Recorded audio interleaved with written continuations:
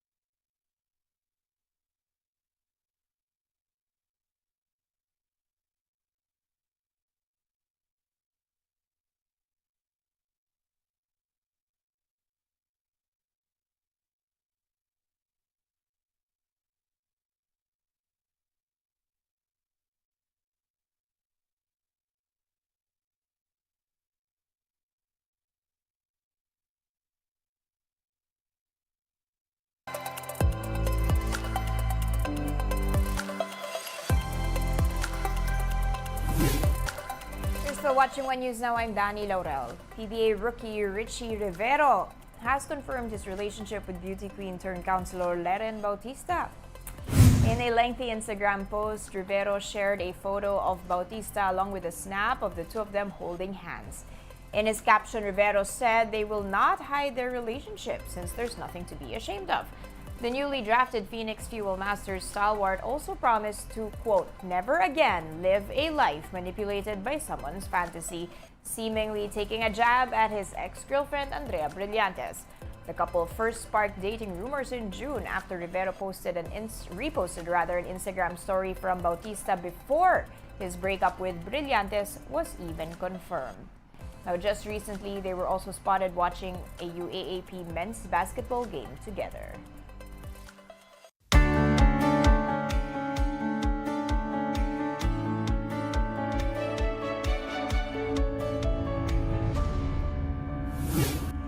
The Hollywood strike has now reached 100 days. However, there seems to be no end in sight just yet. A look back in this report by the Associated Press. SAG-AFTRA's National Board unanimously voted to strike. To strike!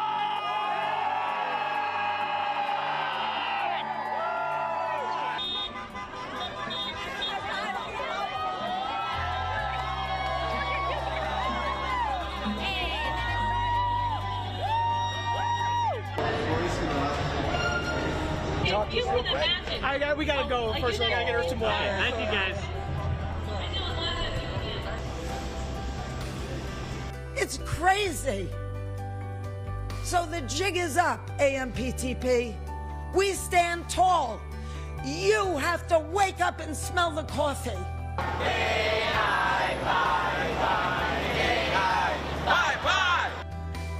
And so now we are called to support the union, support the leadership, and to stand together for the long haul, and to stick to it like a stamp. We deserve to be able to be protected from machines pretending to be us. We deserve to be working artists. The best special effect on any screen is the performance. So sad that they can't be here to celebrate it, but their work, I think, really speaks for itself. And I think coming out of the pandemic, everybody realized there has to be some fairness in the pay. For us, for actors, for so many of the young actors, not young actors, actors who are struggling, they're making a third of what they used to make for the same amount of work for the same amount of time.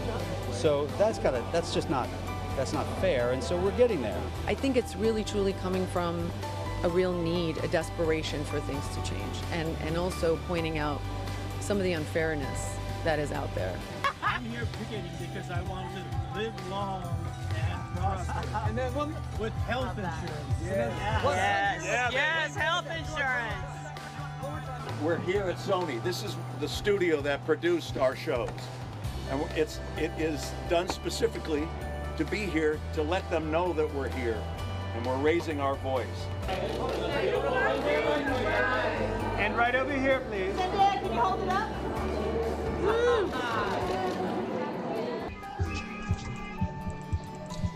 Yeah.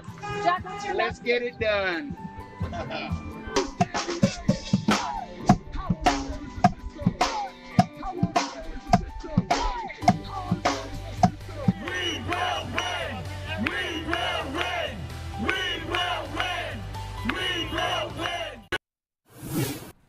Now here's a quick look at today's other top stories. Attorney Melvin Matibag has resigned as Secretary General of PDP Laban, citing differences in opinion with the party leadership over the issue of confidential funds. Matibag believes that civilian offices like the Office of the Vice President and the DepEd should not be given CIFs. President Bongbong Marcos says other countries in the Gulf region have also signified interest in the Maharlika Investment Fund. Now, this comes after Marcos's recent trip to Saudi Arabia for the ASEAN Gulf Cooperation Council Summit. And trucks carrying humanitarian aid into war-torn Gaza have started passing through the Rafah border crossing. The territory has been placed under total siege by Israel, with no food, water, medicine, or fuel entering. UN officials say at least 100 trucks a day are required to cover the urgent needs in Gaza.